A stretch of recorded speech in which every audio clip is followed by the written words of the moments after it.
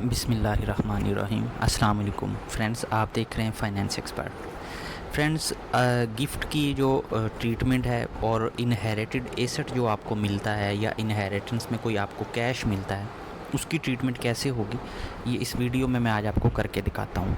आपने form select करना है, जो भी सिलेक्ट कर लें, लेकिन ये जो दोनों एंट्रीज़ हैं ये सिर्फ वेल्थ स्टेटमेंट में होगी।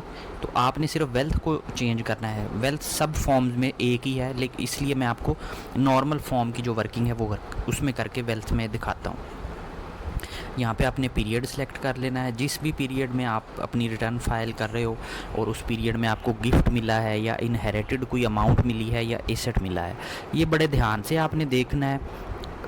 मैं आज आपको क्लियरली हर चीज़ बता दूंगा कि आपको किसी कंसल्टेंट के पास जाने की ज़रूरत नहीं है। अगर ख़ुद करना चाहें तो आप ख़ुद भी कर सकते हो।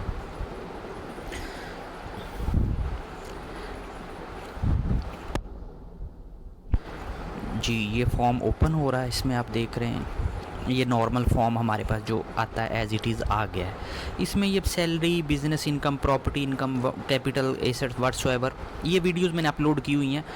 सिर्फ इनहेरिटेड एसेट और गिफ्ट की ट्रीटमेंट मैं आपको इस वीडियो में बताऊंगा।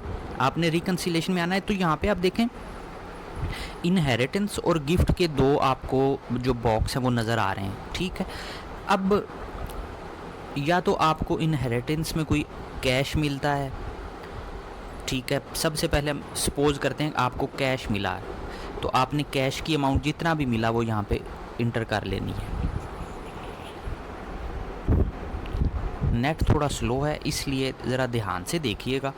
और इसी तरह अगर गिफ्ट में आपको कोई कैश मिलता है, लेकिन ये चीज़ याद रखिएगा, इनहेरिटेंस में तो कैश जो है वो फिर भी आपको अलाउ हो जाएगा, लेकिन अगर आप किसी से गिफ्ट लेते हो और गिफ्ट का अगर आप कैश रिसीव करते हो तो वो टैक्स लॉ में जो है वो अलाउ नहीं है।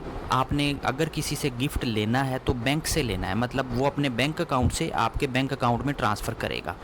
और गिफ्ट जो है वो भी आपने अपने फैमिली मेम्बर से लेना होता है, जो ब्लड रिलेटिव्स हैं आपके, उनसे ही गिफ्ट आपने लेना है। अब ये आपको 3 मिलियन अमाउंट जो है वो कैश में मिली है, मतलब आपके बैंक अकाउंट में आ गई है। इनहेरिटेंस आपको कैश मिला, गिफ्ट आपके बैंक अकाउंट में आ गया।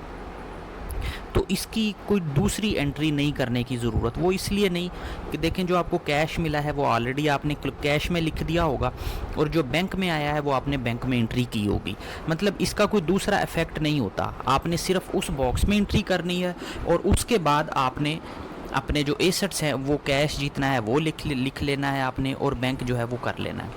अब दूसरा सिनेरियो ये है कि इनहेरिटेंस में आपको कोई प्रॉपर्टी मिलती है या गिफ्ट में आपको कोई प्रॉपर्टी मिलती है, तो उसकी ट्रीटमेंट क्या होगी, ये इसको डिलीट करके मैं वो करके दिखाता हूँ आपको। फिर मेरी बात याद रखिएगा, जो गिफ्ट है वो सिर्फ फैमिली मेम्बर से आपको अलाउ है, जिसमें आपके अम्मी अब्बू आ जाते हैं, बहन भाई आ जाते हैं, आपके बच्चे आ जाते हैं, आपकी वाइफ आ जाती है, आपके दादा दादी आ जाते हैं, जो ब्लड रिलेटिव्स हैं उनसे आप गिफ्ट ले सकते हो। और गिफ्ट में भी अगर आपको कुछ कैश मिल रहा है तो वो आपने बैंकिंग चैनल से लेना है, उसके बैंक अकाउंट से आपके बैंक अकाउंट में आना चाहिए। जैसे गिफ्ट में आप इनफ्लो में गिफ्ट ले रहे हो, इसी तरह आप इसको वेल्थ में थोड़ा सा नीचे जाएं तो आउटफ्लो में गिफ्ट का ऑप्शन नज़र आ रहा होता है।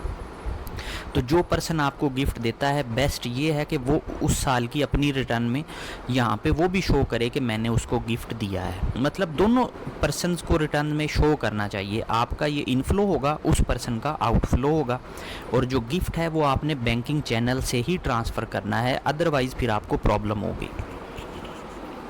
जी, अब फ़र्ज़ करते हैं कि आपको जो इनहेरिटेंस में कोई प्रॉपर्टी मिली है, आपने उसकी एंट्री बिल्कुल जैसे करनी है एसेट्स में, जैसे हम अपना एसेट ऐड करते हैं, मैं आपको ये करके दिखाता हूँ। फॉर एग्ज़ाम्पल, हमें एसेट में एक प्रॉपर्टी मिली है जो कि इनहेरिटेंस में मिली है। अब उसमें देखें दो चीज़ें हैं, आप चाहें तो उसकी वैल्यू ज़ीरो भी रख सकते हो, जस्ट प्रॉपर्टी शो कर दें, आप एड्रेस और एरिया वगैरह बता दें, और चाहें तो मार्केट वैल्यू शो कर सकते हो, जो उस वक़्त की मार्केट वैल्यू है। बेहतर ये है कि आप मार्केट वैल्यू शो करें, ताकि उससे ये होगा, जो मार्केट वैल्यू अगर आप शो कर दोगे तो वो अब आपकी कॉस्ट बन जाएगी।